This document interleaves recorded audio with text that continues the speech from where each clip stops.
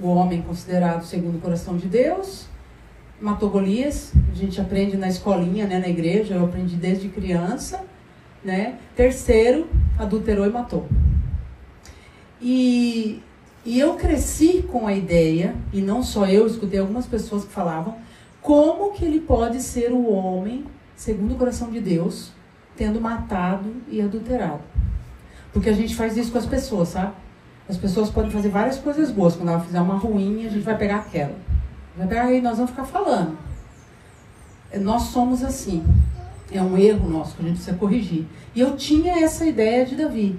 Mas aí quando eu fui estudar a fundo, porque aí eu fui buscar quem eu poderia trazer como exemplo, eu me impressionei porque eu cheguei em Reis, 1 Reis 15:2. Não, 15:5. Quem quiser olhar. 1 Reis 15:5.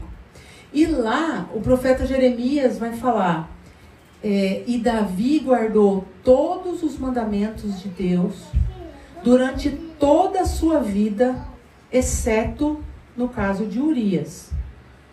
Então, olha só. Davi guardou todos os mandamentos de Deus durante toda a sua vida, com exceção no caso de Urias. Olha que homem foi esse. Aí me virou a chave, sabe? Eu li aquilo e falei, gente, olha a imagem que eu tinha dele. Ele nunca mais repetiu esse erro. E olha a vida reta que ele tinha.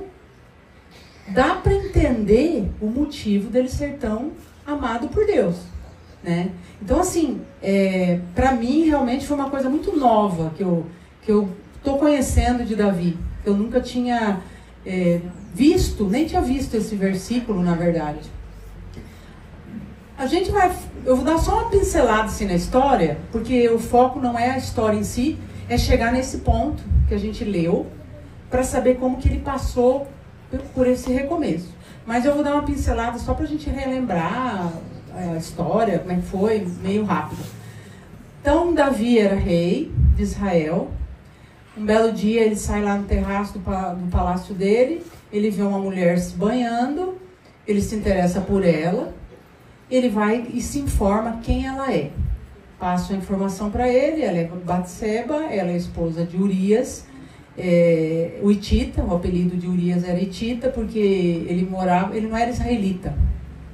Ele era de um povo que morava perto ali do reinado de Davi, que era o povo Eteu. Mas eles entravam para o exército de Davi. Então, e ele era um comandante, inclusive, de um dos exércitos. Então, a informação passaram para ele é que ela era casada, com quem ela era casada e tudo mais. Mesmo assim, Davi manda chamar Batseba no palácio, se deita com ela e manda ela embora. Só que passados dias, ela fica grávida e manda uma mensagem para Davi falando que ela está grávida. Aí o que ele pensa? Bom, temos um problema. O marido está na guerra, aí ela está grávida, né? Vamos ter que resolver isso. Ok, manda chamar Urias. Urias vem, ele fala para Urias, olha, é o seguinte, para um pouco lá na guerra, né? Tira uns dias de férias, não existia férias, tira uns dias para você.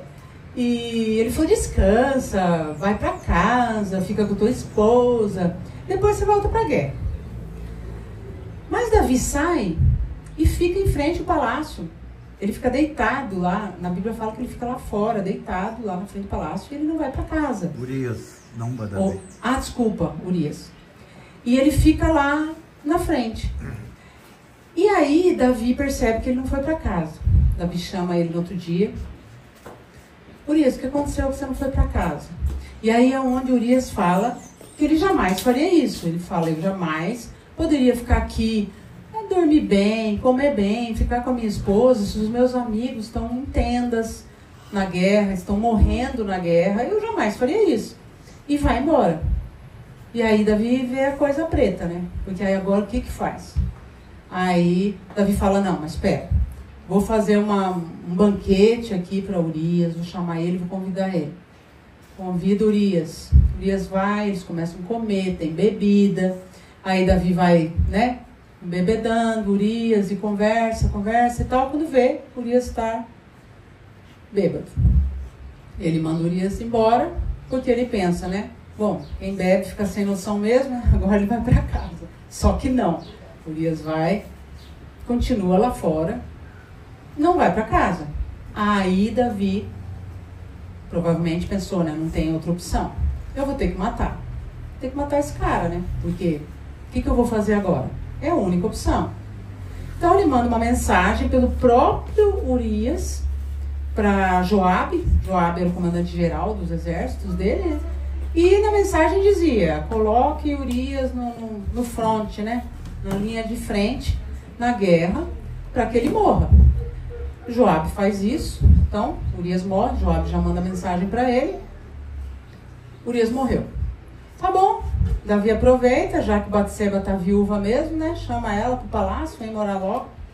Traz a mulher indo para morar com ele. E aparentemente tudo deu certo. Os meses se passam e essa criança nasce. O que é interessante é que Deus não se manifesta antes. Percebe que interessante que é isso? Passam os meses, Deus deixa essa criança nascer. Provavelmente Davi pensou, né? Nossa, eu fiz tudo muito bem, né? Ninguém descobriu, ó, tudo beleza. Ele só esqueceu o que Deus tinha visto, né? E a criança nasce. E é onde vem essa mensagem do profeta Natan falando para ele. Então, quem quiser ler no início do 12, vai falar muitas coisas onde Deus manda de mensagem para ele falando como que você fez isso, eu te dei de tudo. E Deus fala muitas coisas ali, nós não vamos ler por causa do tempo, mas é onde Natan chega no final e fala: você não vai morrer, mas a criança vai morrer. E percebe que Davi já, olha só que interessante, Davi fala o que? Nesse mesmo versículo no 14 ali, ele fala: pequei contra Deus. Analise essa frase, como é interessante a maneira como Davi lidou com isso. Ele fala: pequei contra Deus. Ele pegou a responsabilidade para ele. Ele poderia ou ter se feito de vítima, né?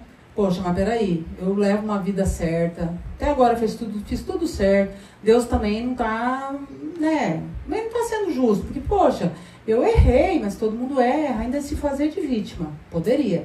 Ou então, ele poderia culpar Batseba, não poderia? Porque ela também errou. Então ele poderia falar o quê? Vamos comparar ele com Adão? Rapidinho. O Adão fez o quê? O Adão, a Eva foi, comeu o fruto, trouxe para ele. O que ele tinha que ter feito? Não, peraí, você comeu o fruto, vamos chamar o pai. Vamos ver o que a gente faz aqui. O que ele faz? Come. Deus vem e pergunta para ele: Adão, o que fizeste? Foi a mulher que o Senhor me deu. Ele tirou toda a responsabilidade dele e jogou para ela. E Adão, fala na Bíblia que ele era o guardião do jardim do Éden. Ele era autoridade como homem. Então ele era o guardião realmente. Tanto que quando Deus vem perguntar sobre o fruto, ele não fala o que vocês fizeram. Pode ver no versículo. Ele fala o que fizeste. Porque ele era autoridade ali. Ele tirou toda a responsabilidade dele. Voltando para Davi. Davi não cita o nome de Batseba. Davi se coloca na frente dela. Ele protege ela. Ele faz papel assim de um homem que... quando você analisa isso, a inteligência emocional desse homem. Numa época onde não se falava disso. Nem se escrevia, nem lia. A maioria das pessoas... olha a capacidade que ele teve de saber ser homem, autoridade, porque ele poderia culpar ela. Não culpou. Ele simplesmente pega tudo para ele e fala: joga para mim, porque o erro é meu. E olha a humildade de Davi quando ele fala pequei contra Deus. Ele não justifica também. Ele não justifica. Erro não tem justificativa. A gente justifica por orgulho. Sempre que a gente justifica um erro, eu fiz isso porque você fez primeiro. É por orgulho. É porque eu quero ser perfeita. Então eu só não sou perfeita, eu errei porque você errou primeiro, senão eu ia ser perfeita. É o orgulho. Então, a humildade de Davi mostra claramente o motivo dele ser o homem tão amado por Deus. Ele fala: pequei contra Deus, ponto. Não tem justificativa.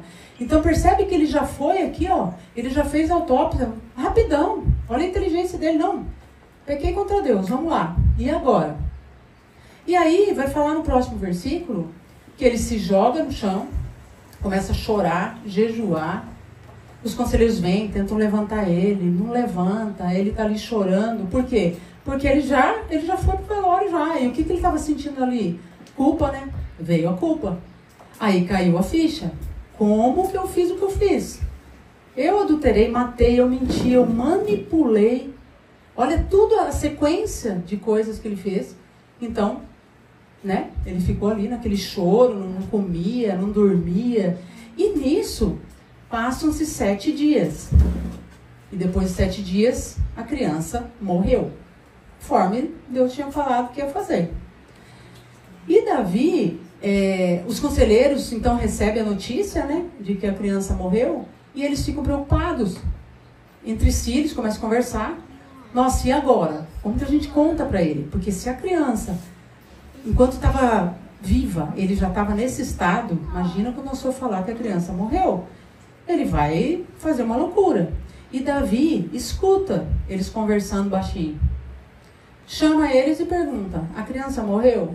Sim, morreu. O que Davi faz? Se levanta, se lava, passa perfume, vai para o templo, adora a Deus, volta e pede para comer. E aí os conselheiros não entendem mais nada.